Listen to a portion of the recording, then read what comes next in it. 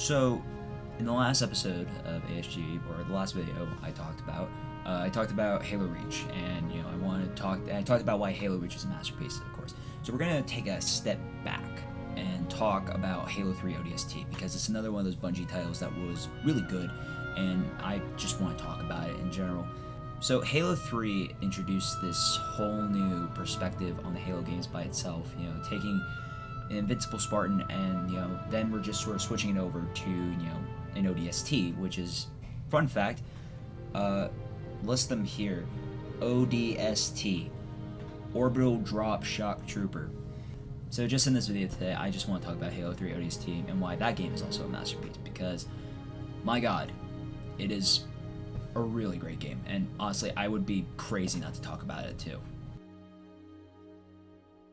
So let's talk about the story of Halo 3 ODST. The main story starts with, we're aboard this UNSC vessel, and it's basically the Alpha 9 ODST squad, which is comprised of Mickey, Romeo, Dutch, Buck, and Dare, and the playable character who you play as, obviously, the Rookie.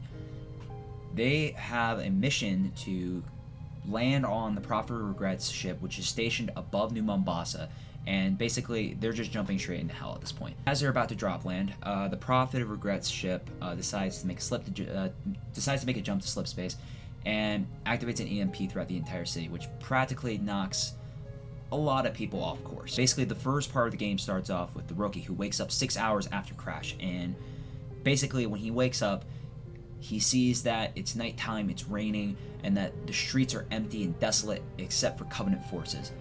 So he wakes up, he exits the drop pod, and he's sneaking around New Mombasa. Now, I think one of the more unique, interesting parts about the story by itself is, the open world sections, which basically have the Rookie exploring the streets of New Mombasa, having to find clues and hints as to what happened to the squad, to the Alpha 9 squad, and having to, just pick and choose your encounters, basically.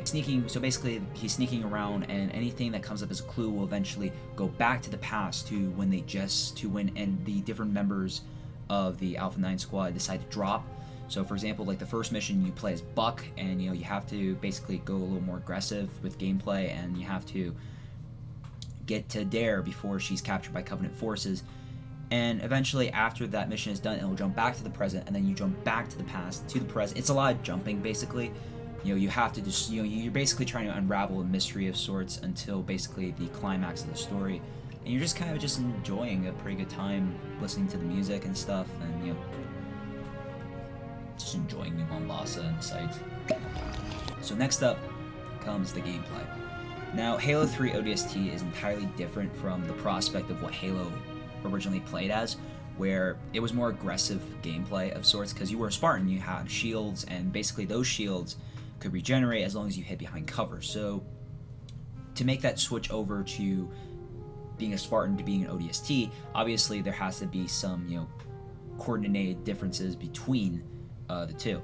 So for ODST, you don't have shields, you have stamina, which is listed above on the HUD on the top part of your screen, and basically when that stamina is kind of like your shield. I do quote marks on the shield because it's not really your shield, it's basically just your health. And if your stamina drops too low, basically then that cushion is gone, and 2 more hits and you die.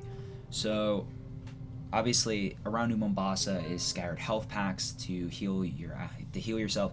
But I think one of the more interesting parts in terms of the gameplay is how Halo 3 ODST asks players to be more passive rather than be more aggressive with their, style of play. Halo 3 ODST utilizes more stealth in terms of gameplay, and rather than actually being a Spartan and going more aggressive. So I think that's one of the big things. I like the open world concept where you have to find journal entries or whatever that are scattered around New Mombasa, and you kind of have this nice little free roam to it. I mean, there's the linear part of having to discover the next clue, which leads to the next mission that unlocks a new part of the city. But it's a pretty cool concept otherwise. Next point to bring up is the design. The design of the game is unique. It's so much atmospheric storytelling, as previously mentioned. The rain setting on New Mombasa, along with walking around at night, kind of, and the the score by Martin O'Donnell and Michael Salvatore is immaculate. So to conclude, Halo 3 ODST is a great game too. I mean, is also a masterpiece that lines up with Reach. Many critics have said that Reach feels lower down on like the list of top Halos or whatever. And I mean, it's a different world that Bungie was more or less exploring to, that kind of quote unquote returns to its roots. I mean, Halo 3 is not the perfect game. It's not Halo 3, but ODST is a fantastic game with a fantastic premise, a fantastic story, and to me, many people may not agree that Halo 3 ODST is a masterpiece, and that's entirely your opinion.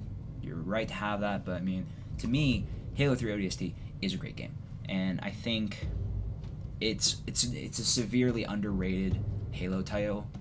I mean, but that's just me.